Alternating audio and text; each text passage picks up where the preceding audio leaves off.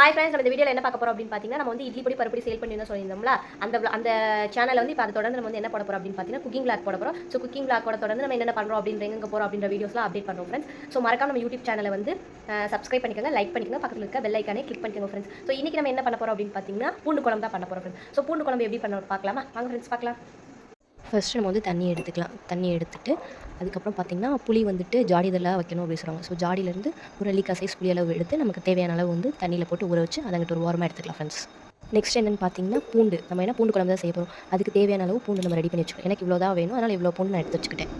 அதுக்கப்புறம் பார்த்திங்கன்னா, அதுக்கு என்னென்ன தேவை அப்படின்னு பார்த்தீங்கன்னா, ஃபஸ்ட்டு தக்காளி. நான் ஒரு தக்காளி எடுத்து ஒரு தக்காளி, ஒரு வெங்காயம் வந்து பொடி பொடியாக கட் பண்ணி வச்சுக்கணும். அதுக்கப்புறம் தேவையான அளவு பூண்டு, அதுக்கப்புறம் பார்த்திங்கன்னா கருவேப்பிலை, அப்புறம் நம்ம ஊற வச்சுருந்தோம் இல்லையா புளி. ஸோ இதெல்லாம் நம்ம ரெடியாக எடுத்து வச்சுக்கணும். அதுக்கப்புறம் வந்து ஸ்டவ் ஆன் பண்ணி அதில் ஒரு கடாயை வச்சுக்கணும். ஸோ அது தண்ணி ஏதாச்சும் இருந்துச்சு அப்படின்னா போகிற வரைக்கும் வெயிட் பண்ணிவிட்டு, அதுக்கப்புறம் இந்த மாதிரி காரக்குழம்புக்குலாம் வந்துட்டு நல்லெண்ணெய் தான் தேவை. ஸோ நல்லெண்ணெய் நம்ம ஃபஸ்ட்டு ஊற்றிக்கலாம். எண்ணெய் சூடானதுக்கப்புறம் தேவையான அளவு கடுகு போட்டுக்கணும். ஸோ கடுகு நல்லா பொரிஞ்சு வரணும். அதுக்கப்புறம் வந்துட்டு இந்த மாதிரி காரக்குழம்புக்குலாம் வெந்தயம் யூஸ் பண்ணணும். ஸோ வெந்தயம் போட்டு அதுக்கப்புறம் கருவேப்பிலை போட்டு நல்லா மிக்ஸ் பண்ணிக்கணும். மிக்ஸ் பண்ணிவிட்டு அதுக்கப்புறம் என்ன பண்ணணும் அப்படின்னு பார்த்தீங்கன்னா, நம்ம எடுத்து வச்சிருந்தோம் இல்லையா பூண்டு. ஸோ அந்த பூண்டையும் எடுத்து போட்டு நல்லா மிக்ஸ் பண்ணிக்கணும். நல்லா வதக்கி போட்டு மிக்ஸ் பண்ணி வைக்கணும்.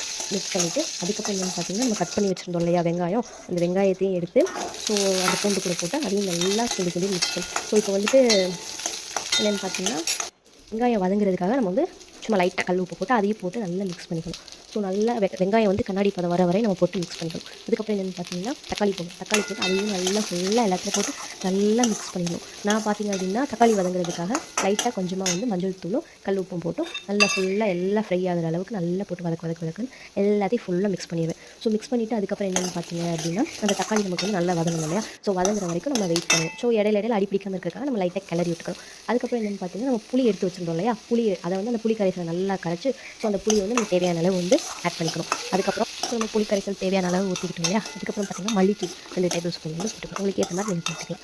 அதுக்கப்புறம் பார்த்திங்கன்னா மிளகாத்தூள் வரும். நான் வந்து 1 ஸ்பூன் போட்டுவிடுவேன். உங்களுக்கு காரத்துக்கு ஏற்ற மாதிரி நீங்கள் யூஸ் பண்ணிக்கலாம். ஸோ போட்டு எல்லாத்தையும் போட்டு நல்லா மிக்ஸ் பண்ணிவிட்டு கொஞ்சம் நேரம் பார்த்திங்கன்னா ஒரு 2 நிமிஷம் பார்த்திங்கன்னா நல்லா கொதிக்க ஆரம்பிச்சிடும். கொதிச்சதுக்கப்புறம் நம்ம ஃபஸ்ட்டு புளி கரைசல் வச்சுக்கோங்க. அதோட அப்படியே இருக்குன்னா ரொம்ப குழம்பு புளிப்பாகும். ஸோ நமக்கு தேவையான அளவு லைட்டாக நம்ம வந்து தண்ணி ஆட் பண்ணிக்கலாம். ஸோ எனக்கு தேவையான அளவு நான் வந்து தண்ணி ஆட் பண்ணிக்கிட்டேன். நமக்கு தேவையான அளவு தண்ணி ஆட் பண்ணி நல்லா எல்லாத்தையும் ஃபுல்லாக மிக்ஸ் பண்ணுற மாதிரி அந்த நம்ம மிளகாத்தூள் மல்லித்தூள் அதெல்லாம் போட்டோம் இல்லையா. ஸோ அதெல்லாம் மிக்ஸ் ஆகிற மாதிரி நம்ம கொஞ்சம் நேரம் நல்லா வந்துட்டு கிண்டி விட்டுக்கிட்டே இருக்கும். ஸோ அது நல்லா கொதிக்க ஆரம்பிச்சிடும். அதுக்கப்புறம் கொதிக்க ஆரம்பிச்சதுக்கப்புறம் என்ன பண்ணுறீங்கன்னா, அடுப்பு வந்து சிம் பண்ணிக்கணும். சிம் பண்ணிவிட்டு ஒரு மூடி ஒரு 5 மினிட்ஸ் வந்து அப்படியே சிம்லேயே அது இருக்கணும். ஸோ அப்படியே 5 மினிட்ஸ் வந்து நான் அப்படியே சிம்லேயே வச்சுக்கிறேன் ஃப்ரெண்ட்ஸ். இப்போ 5 நிமிட்ஸ் கழிச்சு பார்த்தீங்கன்னா, ஃபஸ்ட்டு இருந்ததுக்கு இப்போ இருந்ததுக்கும் நமக்கு நல்லாவே டிஃப்ரென்ஸ் இருக்கும். ஸோ வந்து நம்ம சிம்மில் வச்சிருந்தோம்னா கொஞ்சம் அப்படியே நல்லா லைட்டாக கம்மியாக இப்போ கொஞ்சம் நல்லா கெட்டி பதத்துக்கு வந்துருச்சு ஃப்ரெண்ட்ஸ். ஸோ இன்னும் கொஞ்சம் நேரம் வச்சிங்கன்னா இன்னும் நல்லா திக்காக வந்துடும். ஸோ திக்கான கன்சிஸ்டன்சி வந்தோன்னா எப்படி இருக்குன்னு நம்ம பார்க்கலாம். நான் சொன்ன மாதிரியே கடைசியில் பார்த்தீங்கன்னா ஸோ நல்ல ஒரு கன்சிஸ்டன்சி வந்துருச்சு. ஸோ இதுக்கப்புறம் அதை அப்படியே நல்லா நம்ம மூடி வச்சுட்டு எடுத்து சுட சாப்பாடோட சர்வ் பண்ணி பார்க்கலாம். ஸோ செம்ம சூப்பராக இருக்கும் ஃப்ரெண்ட்ஸ். ஸோ இப்படி தான் நான் வந்து பூண்டு குழம்பு வைப்பேன். நீங்கள் எப்படி வைப்பீங்கன்னு சொல்லிட்டு மறக்காம சொல்லுங்கள் ஃப்ரெண்ட்ஸ். பாய்.